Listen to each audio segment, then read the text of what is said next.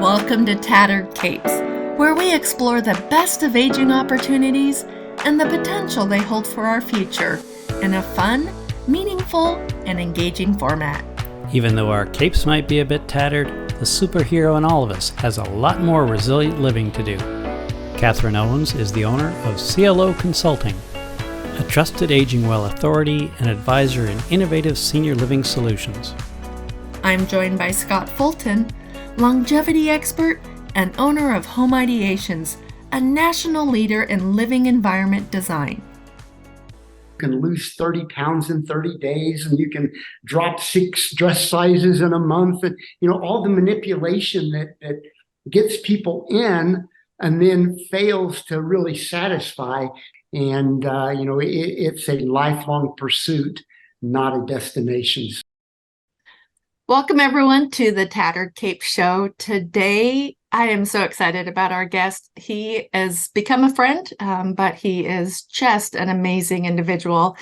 And our guest today is Greg Justice. So Greg and I met a couple years ago, and Greg likes to say that he likes to help dreams come true. And to be honest with you, that is how Greg and I met. I had a goal that sat on a shelf for about 5 years and finally got to a point where I said, it is time. It's time to get this done and finish this. And I am a firm believer that when you put something out to the universe conspires to make it happen. So I wanted to finish a book I had started, and I started looking for different publishing groups that did similar to a project I had done with a previous book, but it was more like a boot camp where they help you really organize your manuscript and get started. And Scriptor Publishing came up and contacted them. It was a Sunday evening, reached out to them, and the next day I had a conversation with Greg's partner, Kelly, and we fast-tracked that project and that goal and got it done in about 4 months with Greg's help. So that's how I met him and have been blessed to know him since. But Greg is an international best-selling author. He's a speaker and a fitness entrepreneur. He opened AYC Health and Fitness, Kansas City's original personal training center. He has been actively involved in the fitness industry for more than 4 decades as a club manager, owner, personal fitness trainer, and corporate wellness supervisor. And Greg, being the humble person that he is, did not put this in there, but Greg was inducted into the National Fitness Hall of Fame in 2017. Greg is co-founder and CEO of Scriptor Publishing Group, a publishing consulting firm specializing in self-published authors, and a partner at Endless Rope, the original scalable rope climbing machine that brings the benefits of climbing rope to people who can't climb. He holds a master's degree in exercise science and a bachelor's degree in health and physical education. Just to share something that was written about Greg, this is from a former editor at Personal Fitness Professional magazine, Shelby Murphy. She states, training veteran Greg Justice didn't just get in on the leading edge of an emerging industry. He helped create it. Opening the first personal training studio in Kansas City, Justice has, over the years, laid the groundwork for countless others to follow. So I'd like to introduce you guys to Greg Justice. Welcome, Greg. Thank you, Catherine and Scott. It's a pleasure to be with both of you today, and I just look forward to our conversation. Yeah, Greg, it's in the area of health and longevity, I don't need to say it to you, but in terms of for our listeners and viewers, there's movement, which is key, right? But part of where there's, I think, this next level of really understanding exercise and activity in a deeper way than I think most of us appreciate. And so when we get to tap into an expert like you, not just from the years of service, but also you've seen so much change, and hopefully we'll get into some of that over the course of our discussion here. But in all these areas, of health and longevity, we've seen lots of change. So it'll be interesting to get your take on kind of the longevity of the fitness industry through your career as well. Yeah. And the fitness industry, interestingly, especially the personal training side of it, is still a relatively new industry.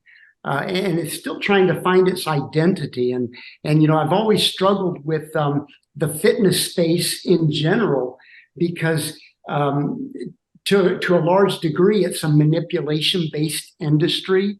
And you see that in the advertisement. All over everything, where you can lose 30 pounds in 30 days and you can drop 6 dress sizes in a month. And, all the manipulation that gets people in and then fails to really satisfy, because once you've lost that 30 pounds in 30 days, then what? It's not a destination. Fitness truly is a lifelong pursuit. And that's the message and that I preach to my clients that we have for the past nearly 40 years at my fitness training business.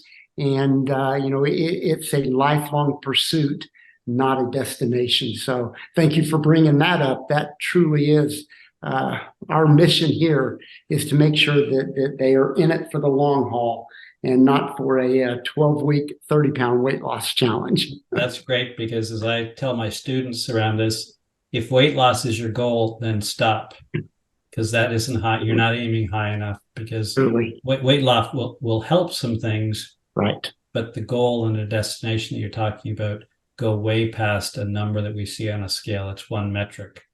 Yes, and talking about when you say goals, and in this industry.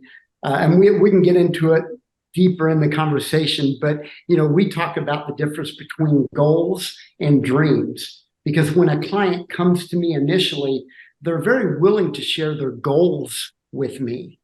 The goal may be to lose 30 pounds. The goal may be to get stronger, faster, whatever. But there's something behind that goal that is driving them. And my job, and I tell this to my trainers as well, that our true job is to find out what the driving force behind those goals are, because that's what the pursuit is truly about, is the dream that is fueling those goals. And that's what we want to be in the business, as Catherine said, of making dreams come true. I think that's great, Greg. And it's a great a setup to today's show, which is making dreams come true. And so I want to share a quote that I found on your Facebook page, and I don't want you to think that I stalk you. We are friends on Facebook. Indeed. But I read this quote, and I was accused one time by a manager. I heard him say to an employee, "Catherine doesn't drink the Kool-Aid. Catherine is the Kool-Aid." And I think that about you, that you don't drink the Kool-Aid. You are the Kool-Aid when it comes to fitness and making dreams come true. But I read this quote one morning. It says, "Your purpose, like the mechanical compass of a GPS system, drives you quietly and unconsciously in the direction of your destination, your true goals, ambitions, and dreams. Goals are good and necessary, but they are aimless mechanisms that so often simply feel bad and empty because they are not in line with your true purpose. Your purpose is the directional arrow that shows you the way. Your goals are the simple steps that help take you there." So I love that quote, and I wanted to just talk a little bit about that, because you're absolutely right. There's always a motivational factor that gets you inspired to start setting goals. And so I just thought it'd be fun to kind of break that quote apart a little bit and start out with just your thoughts on finding your true purpose. Well, I think when you know what your purpose in life is, what you were put on this earth to do, well, it just gives you a clear reason or reasons to do what you want to do. Otherwise, if you just have a bunch of goals to get to a certain place, it's without a true purpose. It's kind of like being out in a big body of water on a boat without a rudder. You're not being guided into any particular direction. You're just kind of going with the waves. So having a true purpose just gives us those clear reasons to do those things, to create those stepping stone goals along the way. You find that people come to you with some idea, again, of this dream, but a challenge of connecting a goal, purpose, and a dream, where you kind of say, really getting them lined up. Because that, to me, is like in all of our work, it's the same challenge, right? That they kind of have these fragmented pieces. Well, they don't know if they have purpose, for example. Like purpose, to me, comes with a lot of weight, and that can be pretty intimidating to people. Do you find you kind of have to spend time with them to kind of tease that out and maybe talk around it, and together you get towards that? Absolutely. And again, like I said earlier, our clients, when they come in initially, they have clear goals. I know that because they're written on their intake form, right? They tell me exactly what their goals are. And so the key is for us to start an open-ended dialogue, not asking yes/no questions, but opening up a dialogue that allows them to start just talking. And the more they talk, the more they tell us what their true reason or the dream behind those goals is. And I can give you a couple of very specific examples if you would like me to share. Yeah, please. Absolutely. Okay, so a young lady who was in her 40s came to me with her goals very clearly stated. She wanted to lose 40 pounds.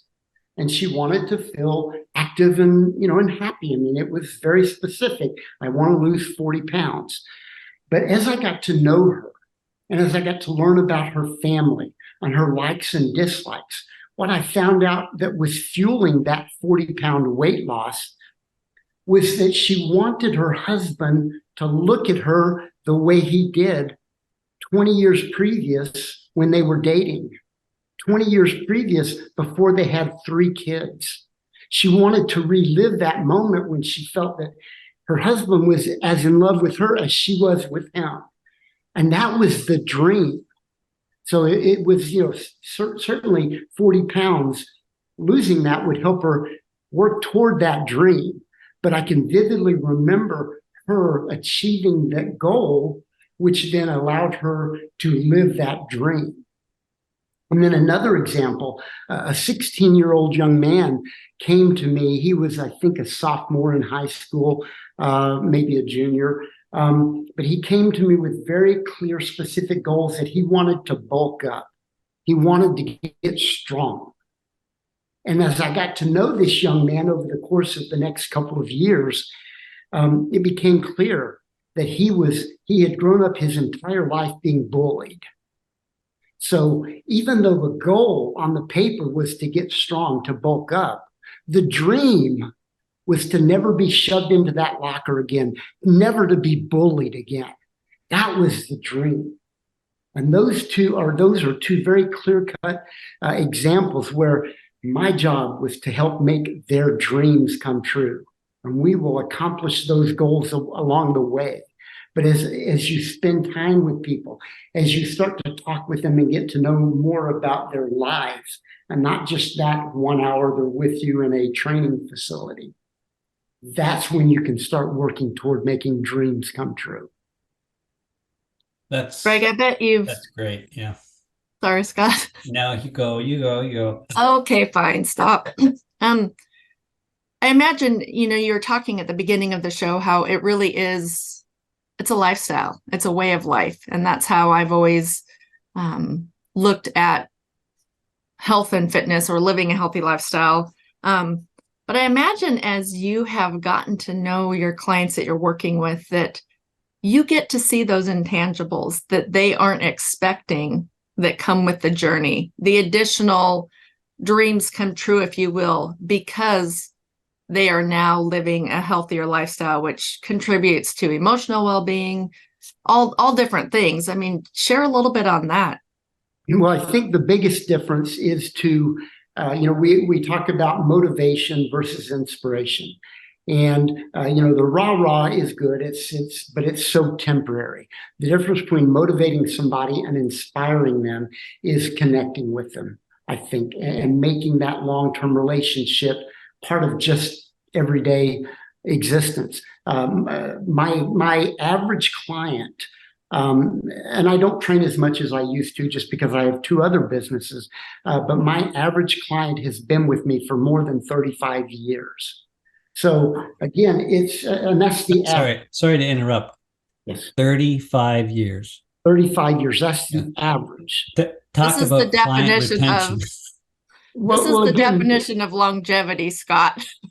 Well, I didn't want that to just get lost in the, no, I probably couldn't have. Well, in the early days of my business, because when I opened AYC Health and Fitness, I didn't have a personal training facility to model it after. So a lot of it just comes from the wisdom and philosophy of my original mentor in the industry, which is Jack Lalanne. And so I used his philosophies, and his was so much in line with what I was trying to bring to the personal training world. So I had the great blessing of having an amazing mentor, but it wasn't specific to personal training. And I jokingly would tell my clients in the early days, now you need to stay here long enough for my kids to get through college. And then the crazy thing is now, after my third child, my daughter finished college, it's like, wow, we did it. So many of them were with me before I even had children. And now, I have a 34-year-old and a 31-year-old and a 24-year-old. And college is in the past, but the clients are still there, and they have been a blessing in my life. And again, I think it's because they see that for me to be successful, I need to make sure they're successful. So they understand that I have their best interest in mind. And again, it's not about a quick fix. It is about establishing a game plan for longevity, but not just longevity. That health span that you hear so much about these days, not just lifespan, because there are too many people that are living too short and dying too long. And I say that because with modern medicine, a person can be kept alive in a very poor state of health for many years. And the quality there just doesn't exist. So health span is about living, being engaged with vitality for as long as we are on this earth, because we're not guaranteed another day. And we want to make sure that the vitality is with us through the span of time that we are here on earth. So we want to make sure that we don't start dying in our 40s and just kind of coast into your 80s before you finally pass. You want to have vitality and live with zest. As my good friend and co-author of Pride and Discipline, The Legacy of Jack Lalanne, Jack's widow says, she says, I don't want to be old when I'm old. And that makes so much sense. It's like you want vitality, and you want that feeling of strength and vigor and still being going strong. And she's a great example of that at age 97 and a half and still going strong. It's funny, as you're talking there, I don't know if you happen to know a friend of mine, his name's Dan Zeman.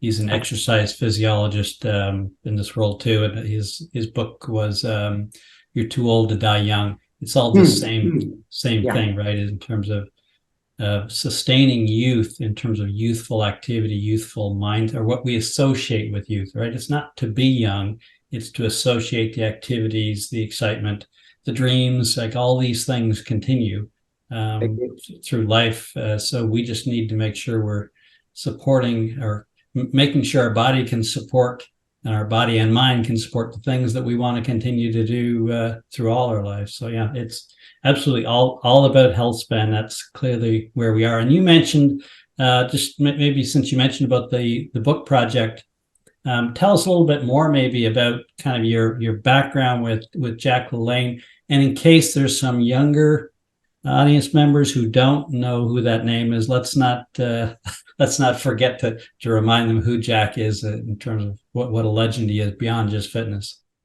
Well, Pride and Discipline, The Legacy of Jack Lalanne, was actually written for the reason you're saying, because the younger generation doesn't know what he contributed to the fitness really the wellness industry as a whole, because not only was he an amazing trainer and television personality for 34 years, but he was also on the cutting edge of the latest in nutrition.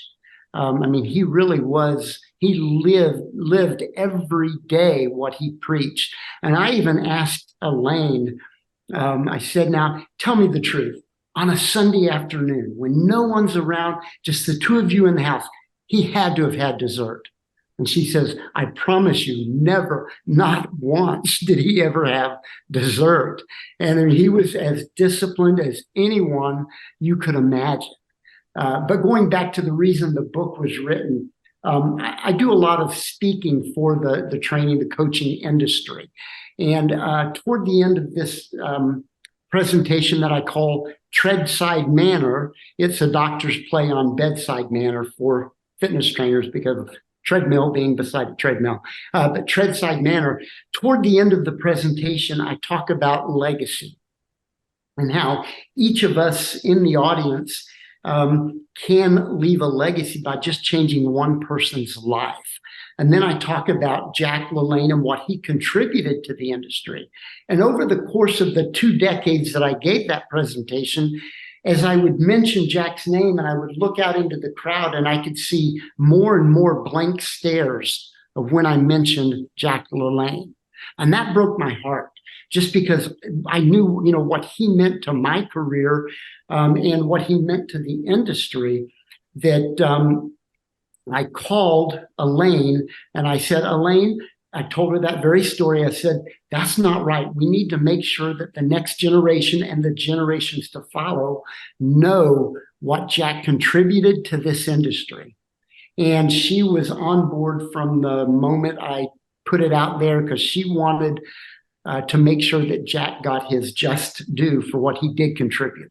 And then when and we did a lot of this project during COVID, so we met just like this on a Zoom call to put this book together. And it took us about 3 years to get everything together, and all the amazing interviews from the people around the world that he impacted.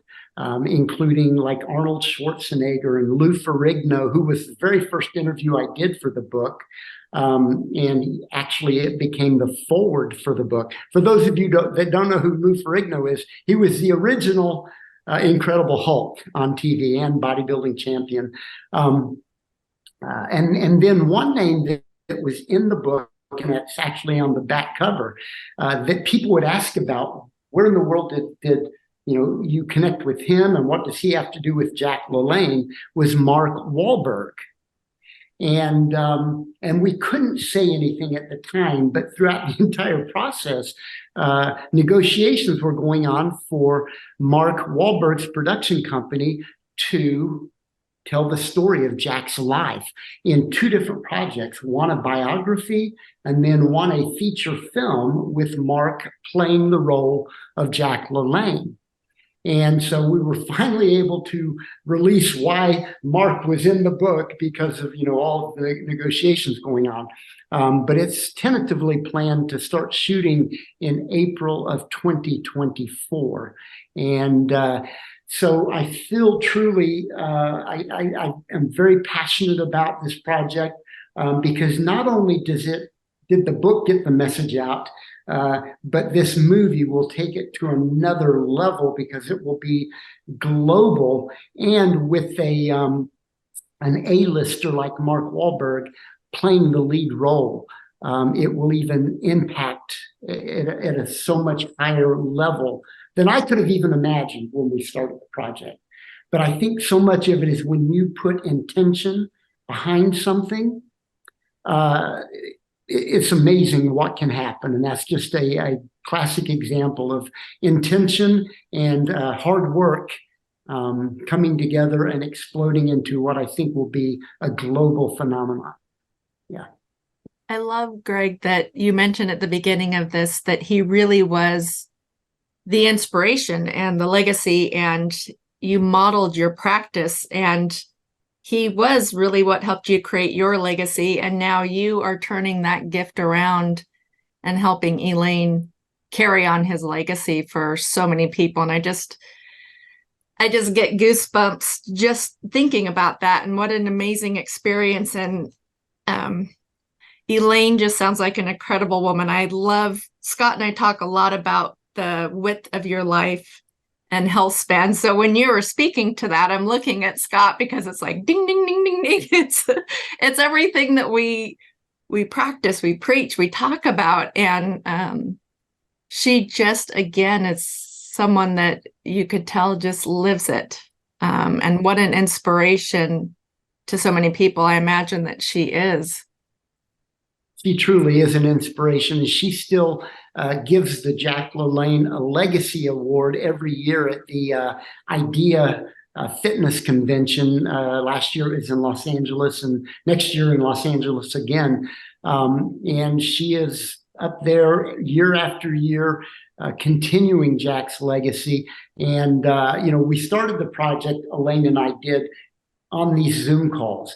But the first time that after we started the project that we got together, she just grabbed my arms with both of her hands, looked me in the eyes and said, "Greg, it is so important. The last thing that before I go on to the next expression of life, I just want to make sure that Jack gets credit for what he did."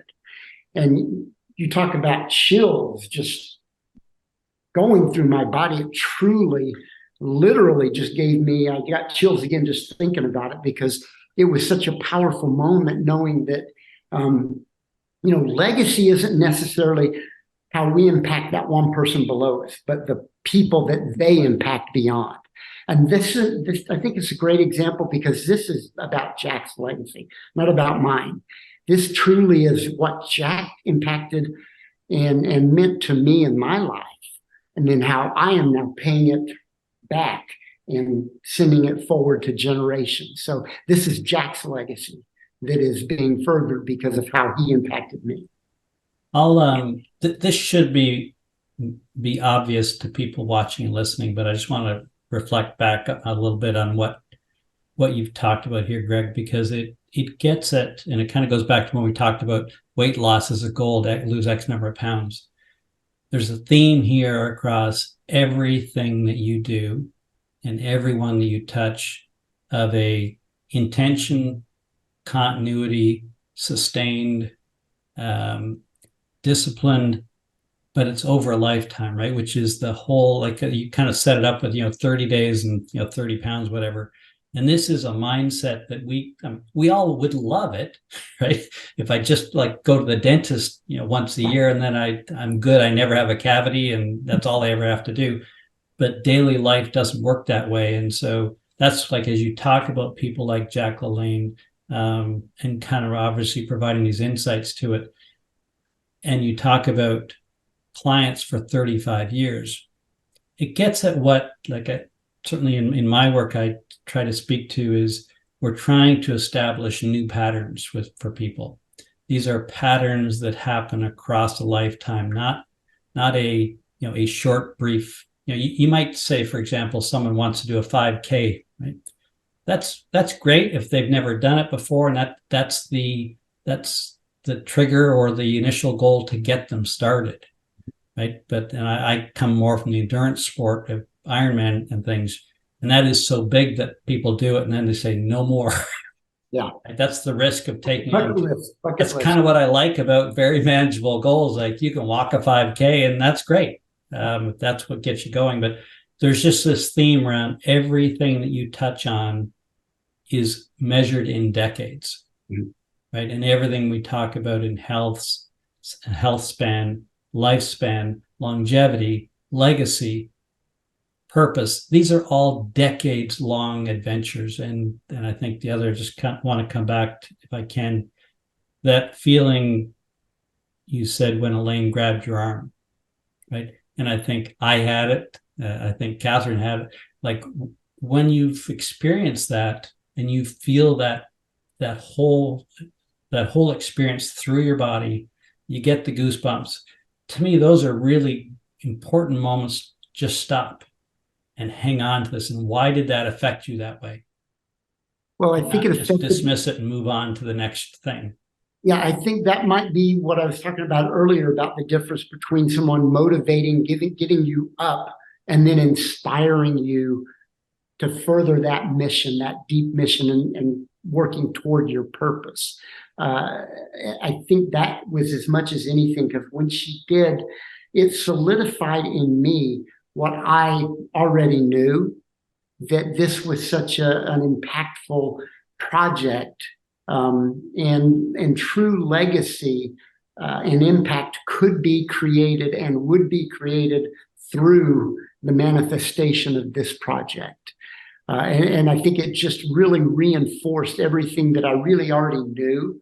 It just gave affirmation and made me even more resolved to make sure that it was done correctly. And then the fact that we're able to take it then to that next level with the movie, to literally be a global message, truly to the world, because Jack did inspire the world. Even though we didn't have social media back in his day, during the pandemic, online training became very popular.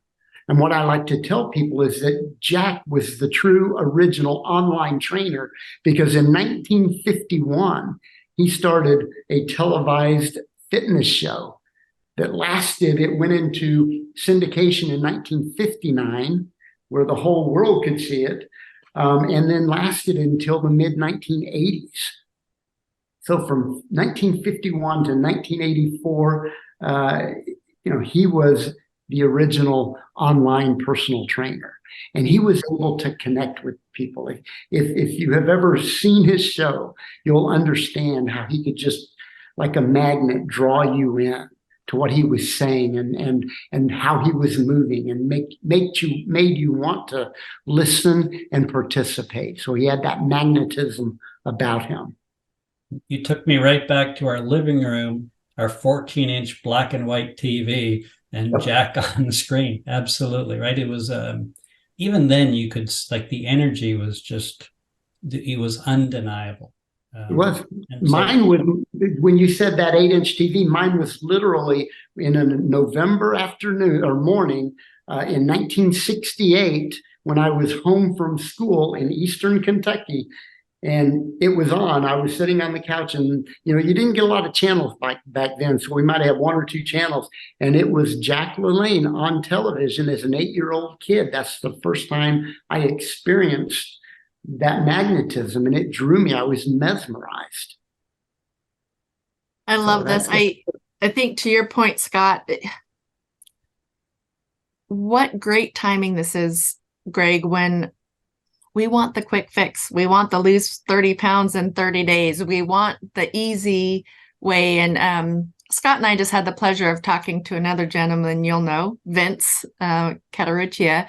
But yes, and it's always fun when you can talk with people that understand that there's so much, the inspiration and the legacy and the motivation, all those things, they come with the work. They come with the hard work, and it takes time. And I'm always looking at the intangibles and, just the belief in yourself, the confidence. And I think back to the story that you told about the lady that wanted her husband to look at her the way that he did 20 years ago. But as you were telling that story, I'm thinking she probably wants to have the confidence and look at herself the way she did at herself 20 years ago. And there's so many layers and layers. And the other thing I think about as you talk, I have the privilege of working with a lot of people at later years in their life. And it's always fascinating to me how many people think they don't have a story, or they didn't make a difference, or they didn't impact. And when you start hearing their stories and you start hearing about the ways that they really did have a ripple effect and how that is continuing down in generations, it's amazing to me. And I just love the fact that you are working with Elaine to continue his story, and undoubtedly will continue her story as well. Yes, indeed. She definitely, just a little aside, a little back note on Elaine. She was a true television pioneer. People don't know, because she is so passionate about pushing Jack's legacy out there. That's how they met, though.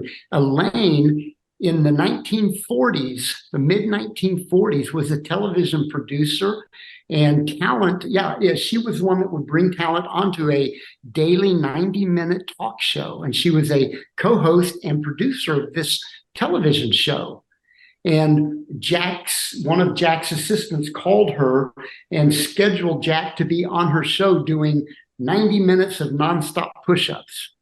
And Elaine likes to tell the story. The first time she met Jack, she was walking down the television hallway where the stage was, and she had a donut in one hand and a cigarette in the other. And meeting Jack Lalanne, eating a donut and smoking a cigarette. And Jack, the first thing he said to her, pointing to that donut, and said, "The only good thing about that donut is the hole in the middle." And she said that he just drew her to him at that moment and changed her life forever. And they were bonded at the hip for many years, many years. I thought you were going to say she walked down the hall and saw this man doing nonstop push-ups. No, he did that during the show. She was just going to bring him into the studio. But a cigarette in one hand and a donut in the other to meet Jack Lalanne. That always made me laugh. When you talk about kind of going back around the goals and fulfillment and purpose and things, let's just, if we could go into that a little bit more and maybe talk about some of the channels. So we hear good news stories, those are great. Where do you see people kind of on that journey, right? It's which I was alluding to, but you were talking about this lifetime kind of develop patterns that we can sustain. Where do you think, or why do you think people run into these barriers that just kind of stop them and cause them to give up? Well, I think a lot of it is they don't know their true purpose. They're just kind of, like I mentioned earlier about the big body of water, they're just kind of going through life without knowing what they were put on this earth to do. And if you don't know where you're going, you're going to have a hard time getting anywhere. And I think you have to start the process. And when you're helping somebody discover their true purpose, obviously it's part of that dialogue of looking inward. First of all, let's just kind of wipe the slate clean and start at a point where you look internally. What makes you happy? How do you feel like you can serve others? Being grateful for what you already have, and then being willing to share that with others. But you have to know where you're going before you can get anywhere. And I think a lot of people truly don't have a true purpose of what they really want to do while they're here on this planet. And we are here for such a short period of time. And that's really where I was going with it, was we throw this word purpose around like, oh, we just need to go look in the mirror or open a book or something and discover what it is, right? That's for all of this kind of work to try to really help people. It kind of gets at that core of like, who are you and why are you here? Like, why do you think it's important to get up out of bed tomorrow morning? Right? And it's scary for people. It is, because it goes to places that we typically don't invite people to go. It's not part of a normal conversation. You and I think probably, and Catherine, have these conversations with people routinely because it's exciting to us to see what happens to people, right? When they start to connect with oh yeah, I didn't, like you said about the the example with the woman or both with the young high schooler, right? Something happens, right? It's like that aha moment that then becomes, okay, now we're getting close to it. Now we can start to really get into the juicy part. We all have this shell around us that, well, I'm good, I look good, I'm fine, right? Right. And then on the inside is really where it all comes from. Well, an interesting, you mentioned the aha moment. Sometimes some people reach that aha moment and realize, oh, I've attained that goal and it didn't fulfill me. And money is sometimes one of those, people want to become a millionaire or whatever that magic number is. And then they get there and then they realize, okay, now what? It didn't bring them the happiness that they thought it was going to. And that's because it was just a simple stepping stone without a bigger purpose behind that. So sometimes that aha moment is, aha, that's not what I really was looking for. Yeah, Catherine wants to say something. I just want to kind of close this out with something that I had a coach for me. One point, he was a world champion, and we were chatting and getting ready for a race, and then all the anxieties and things, and his question he posed to us, the athletes, was, what will change based on your result on Sunday? Mm-hmm. And we're amateurs, right? Yeah. So whether you're first, third, so whether you make the podium, whether you come, in the middle of the pack, whether you walk it in at the end, it was a great question, because it's suddenly that simple question put it all into context, because we were also, well, I want to win, or I want to place, I want to qualify to go to the Worlds or something. And you stop and realize none of those things, that they're all nice little stepping stones, but that's really not what any of this is about. But it takes sometimes working with somebody who really has this level of understanding to help, often ask the right question. It's not that they have the right answer, they know to ask the right question.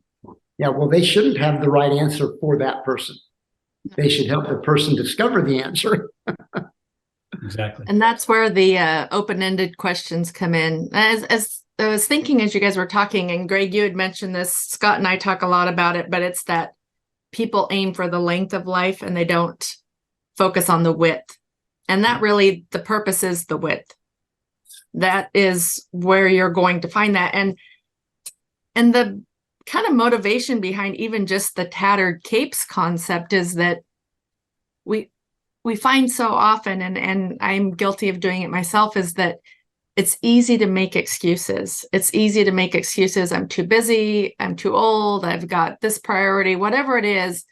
And we just coast through trying to get to the length, and we don't stop to think about, I love that, what is it that makes you happy, and how can you serve others? How would you like to serve others? But that gets into a whole nother philosophy I have. But I just think that if you were to stop and think that your purpose is the width and how you want to live that, versus just, because we all say we want to make it to 100, but then we complain that we're 75 or 80 or whatever it is, even though we're on the path to 100. And maybe that's the aha moment that, oh, wait, this wasn't quite as gratifying. And it's because the purpose isn't there. Right. No question about it. And, and even if we have that purpose, even if we get off track every now and then, we're going to deviate from that. It's not linear.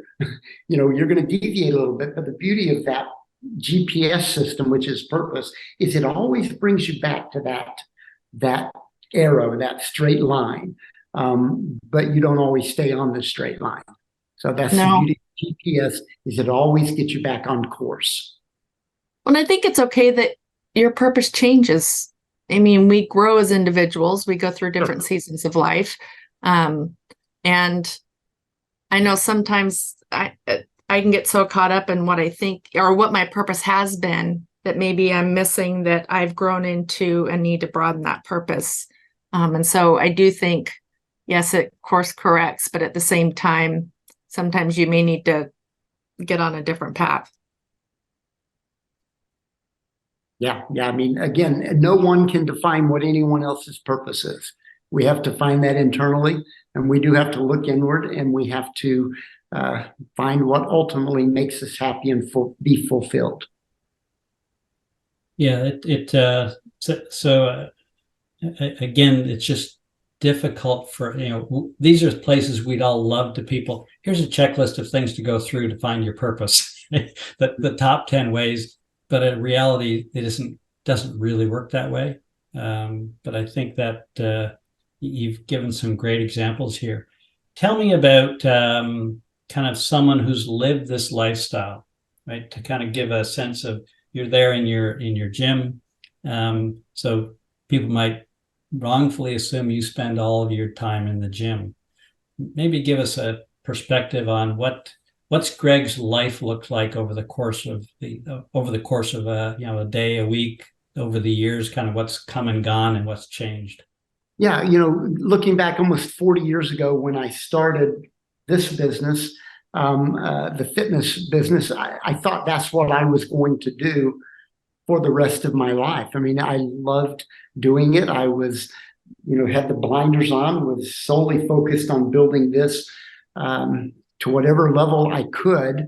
But then to your point, Catherine, what I found is that as this business grew and needed me less, it kind of turned into an annuity that allowed me to help other people in different ways. And that was 7 years ago when we started Scripter Publishing Group, because our mutual friend, Todd Durkin, about a decade ago came to me because I had written a few books when Todd and I had met. And he said, what you do, you clearly have a system for writing books because I had a very systematic process. He says, and what you're doing could help others in the fitness space to get their story out there. And I'm like, yeah, I've got a full-time job. I don't need another one. That was my first thought. But then as the years passed, and Todd would continually say, have you given it any thought? Have you put down on paper what I asked you to? And as I shared it with him, this system, he said, now take this to the industry and serve. And so sometimes we need mentors in our life that guide us, sometimes kick us in the back end to get us to move. And we all need accountability. So I appreciated that because it was beyond the fitness industry. Certainly, we started the company, the publishing company, to serve fitness professionals. But our third year in business, we published 24 books. 23 of them were outside of the fitness space. So it was like, okay, so, he forced me into serving, but I also found that that's what really made me happy because it allowed me to serve inside and outside of the fitness space in a way that I would have never imagined or never even could I have dreamed about. But having the right people in your life to hold your hand and kick you in the behind every now and then to keep you accountable and keep you working toward that purpose too, because we all need help. We all need people. And so, I'm just hoping now that I can, whatever I learned from them, from my mentors, from Jack, from Todd, from Fred Hatfield, that I can then, with the next generation, just pass on what they gave to me. Well, you're definitely, you and Kelly, your partner, definitely did for me what Todd did for you, because it really, to hold me accountable. And that's what I was looking for, is someone to help show me the way, keep me accountable, and teach me what I didn't know. But you can't define someone's purpose, but you can definitely help them accomplish it. You certainly can. And sometimes it's with tough love, and sometimes it's with a gentle pat on the back. But again, yes, it is, and you just have to be open. I think that's a big part of it too, is having that open or that growth mindset that Carol Dweck talks about in her book Mindset, being willing and open to learning from others, from experiences. That's so critical to really finding your purpose. So if we were to kind of just bring it all together, and I think you just shared a really important step, but just we always like to share just a couple key takeaways simple things to start down that road, what would you say those were? Yeah, I think first and foremost, take ownership of your life. Too many times we let other people define who we are. And when we let others define who we are and what we can do, we don't have control. So first and foremost, to be willing to take ownership of your life. Certainly look inward, find what makes you happy. Gratitude, I think, is so critical. If all your best friends in the world have more than you, be grateful for what you do have and be grateful for their friendship. I think gratitude is so overlooked in today's world because too many people are looking at what others have rather than focusing on their blessings. And then one challenge that I would give you is, and this I learned many years ago. This is the challenge. Anyone listening to this today, I would challenge you to go out of your way today to do something nice for somebody else without getting caught. Love that. So don't look for a pat on the back or a thank you. Just do something nice and hope they never know it was you that did it. Yeah, that's a saying I heard years ago that stuck with me. It's what you do when no one's looking. Love that. Really matters, right? It's the same idea. You're not looking for gratitude. It's amazing how those little things stay with you and kind of, they're the self checks. I just love that. Thank you. Well, Greg, we should wrap it up here. Let you get on with your day. I can't tell you how delighted it is to hear your thoughts on this. I think it's your ability to really sum up really what this pattern of life can be for people. What it, and I think it's going in with your eyes open into life with your eyes open, right? We kind of get this approach that life's supposed to be easy and, everything should just fall at our feet. But no, this is, to me, it's just so motivating to talk to you and to hear your thoughts. And I want to thank you so much for spending time with us today. Well, Scott and Catherine, thank you both. It was my pleasure. And I appreciate the conversation.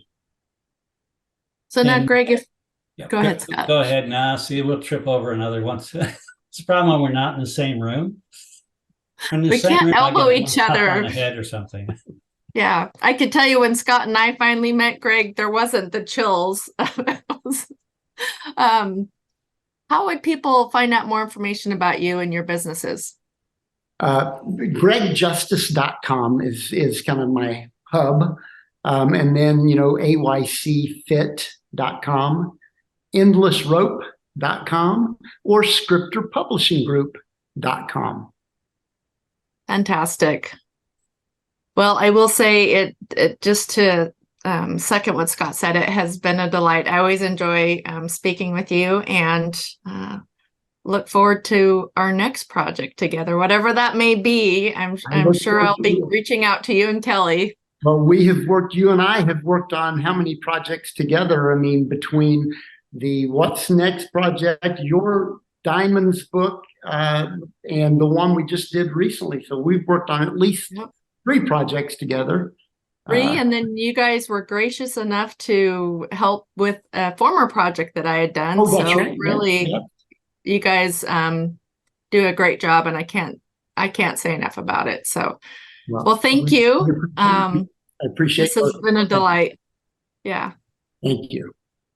Thanks for joining us for today's episode of Tattered Capes.